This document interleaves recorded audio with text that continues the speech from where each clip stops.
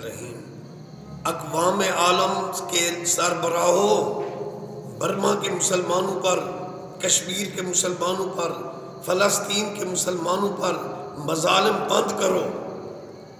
یہ آفت آئی ہوئی ہے، یہ عبرتناک سزا ہے ظالموں کے لیے۔ کشمیریوں پر رحم کھاؤ، فلسطینیوں پر رحم کھاؤ، برما کے مظلوم مسلمانوں پر رحم کھاؤ۔ اقوام عالم کے لوگوں، خدا سے ڈرو۔ یہ عبرتناک سزا آئی ہوئی ہے، یہ مظلوموں کی آہ ہے۔ اے عربی شہزادوں، حجاز مقدس مکہ مدینہ سے کلب گھر بے حیائی کے اڈوں کو ختم کرو۔ نہ کوئی مسجد نبی کا دروازہ بند کر سکتا ہے، نہ کعبۃ اللہ کا دروازہ کوئی بند کر سکتا ہے۔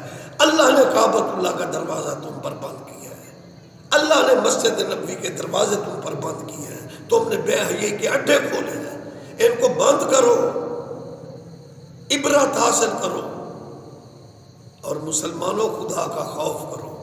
اور مولویوں، صلاۃ و السلام اور ذکر اور دعاؤں کے منکر مت ہو، یہ قرآن سے ثابت ہے۔ اور مولویوں، بے حیائی کے خلاف بولو، بے حیائی کے خلاف آواز بلند کرو۔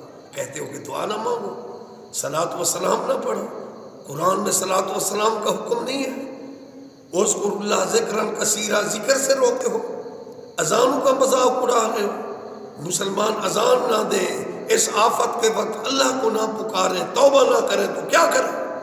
خدا سے ڈرو۔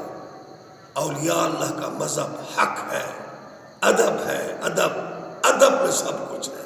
الصلاۃ والسلام علیکہ سیدی یا رسول اللہ وعلی آلک و صحابک یا حبیب اللہ۔ اللہ حق، اللہ ہم سب کو بچا لے۔